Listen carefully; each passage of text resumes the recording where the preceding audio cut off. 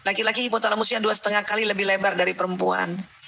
Ya, hipotalamus yang mana Bu Esa? Ini dia ini. Kalau corpus callosum tadi melengkung ya Bu, ini hipotalamus segitiga. Ya, laki-laki 2,5 kali lebih luas, lebih lebar. Kalau ini hipotalamusnya laki-laki, nah bisa jadi dia separohnya itu, nggak ada separoh lah. Kalau separoh kan 2 kali, ini kan 2,5 kali. Ya, ini mungkin ya nggak ada setengah ya perempuan ya. Emangnya hipotalamus apa Bu Esa fungsinya? Banyak. Ada beberapa yang kita bahas hari ini ya. 1, ini pusat syahwat birahi ya, saudara-saudaraku sayang ya. Laki-laki syahwat birahinya memang lebih lebar. Jadi istri memang harus siap sedia, dicolek dikit untuk ajak hubungan intim ya. Siaplah. Tapi kan capek Bu Aisyah, mana saya yang kerja, saya urusan rumah, anak-anak PJJ. Ya terus gimana? Kalau memang ibu nggak mau, gimana? Kecuali ibu mens, kalau mens itu jelas. Dan laki-laki juga sudah paham kalau mens, ya dia tahan diri. Tapi kalau lagi nggak mens, si suami udah kepengen banget hubungan intim. Si istri menolak, itulah makanya kita dilaknat malaikat. Malaikat itu nggak ada nafsunya, ngelihat istri nolak suaminya, dilaknat. Itu perumpamaannya, bayangin yang nggak punya nafsu aja marah banget sama kita. Nauzubillah min dzalik.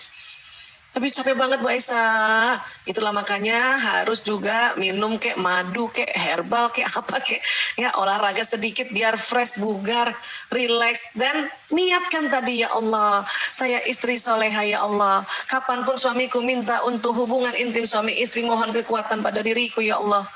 Ya, kan tadi kita udah belajar. Minta sama Allah.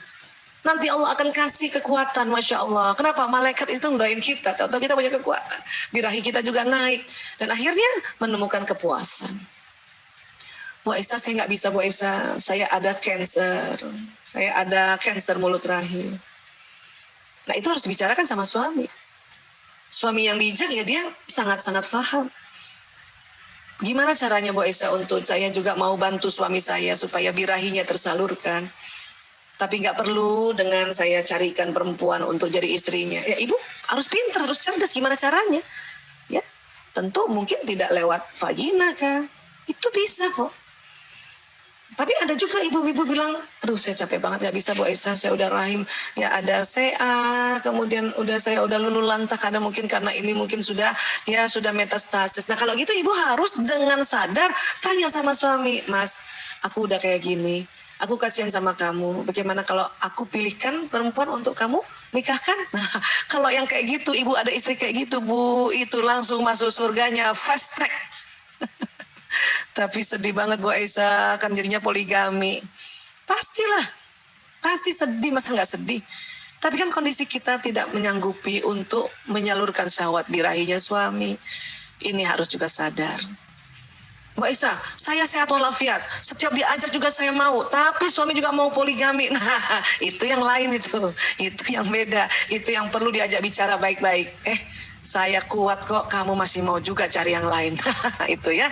Jadi lihat-lihat kasusnya. Makanya Allah juga memberikan kita hukum poligami. Untuk apa? Untuk kita istri-istri yang tidak mampu lagi secara syahwat birahi melayaninya. Itu sebetulnya.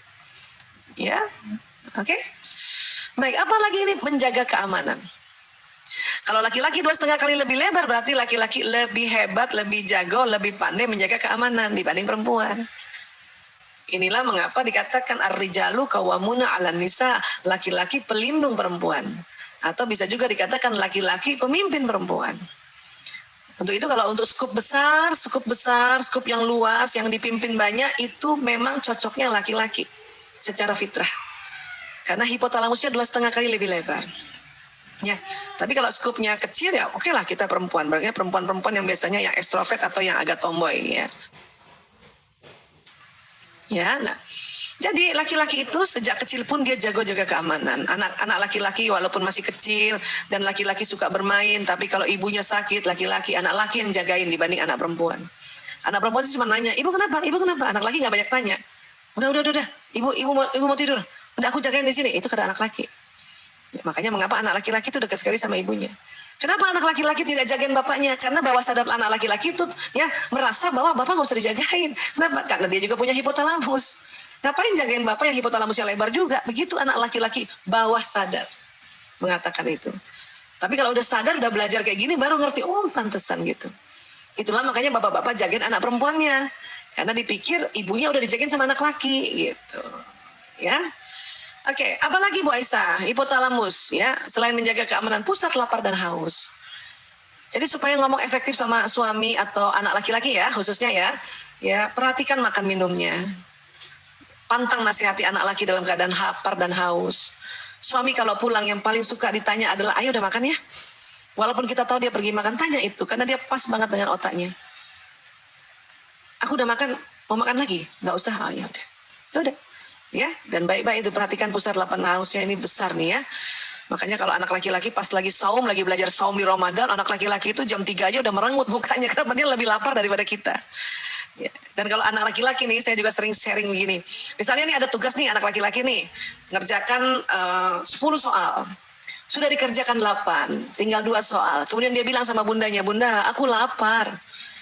Itu tolong kasih makan aja dulu. Tapi biasanya bunda bilang begini, udah tanggung 2 lagi. Lapar bunda, tanggung. Nah, di sini anak laki suka berantem nih, saya suka ngamuk di sini. Kenapa bun?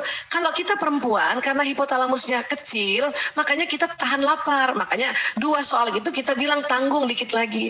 Tapi anak laki, kalau dia bilang saya lapar, itu berarti sudah setengah jam dia tahan lapar dan hausnya bun. Jadi lebih baik kasih makan dulu. Dengan bikin janji, abis makan kerjain dia ya, itu akan cepat, gak perlu bertengkar, gak perlu ngamuk.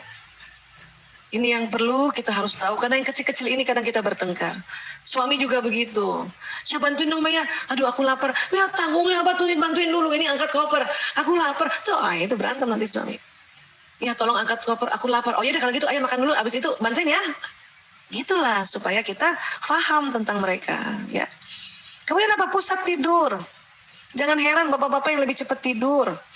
Walaupun ibu-ibu yang bangunnya lebih cepat, jangan heran. Kenapa? Ini memang pusat tidurnya lebih lebar.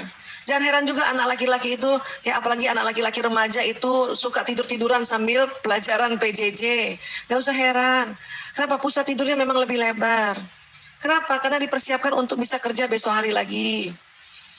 Ya Bu Aisyah, saya udah nungguin. Masa dia nggak jadi hubungan intim sama istri? Biarkan tidur dulu Bu. Nanti tengah malam dia bangun itu lebih libidonya naik, birahinya naik. Jadi kita yang nggak tidur nggak apa-apa, hipotalamus kita kecil, ya perempuan aja ya tidur aja otaknya kerja gitu. Kalau laki-laki karena hipotalamusnya lebar, kalau laki-laki tidur 70% otaknya off, 30% yang on. Tapi perempuan karena hipotalamusnya kecil, nggak ada setengahnya ini, kalau lagi tidur 90% otaknya aktif, 10% yang off. Itulah makanya kita dengar apa aja. Anak masuk kamar dengar, anak nangis dengar. Ya. Kadang jengkel kalau lihat bapaknya tidak bangun-bangun padahal anaknya nangis. Padahal memang bapak nggak dengar. Ya. Ini fitrah yang Allah desain. Makanya kalau kita marah-marah terus sama laki-laki, apalagi kena fitrah, ini berarti kita marah sama Allah. Ya Allah, astagfirullahaladzim, na'udzubillah min dzalik. Itulah cepat-cepat kita belajar ya.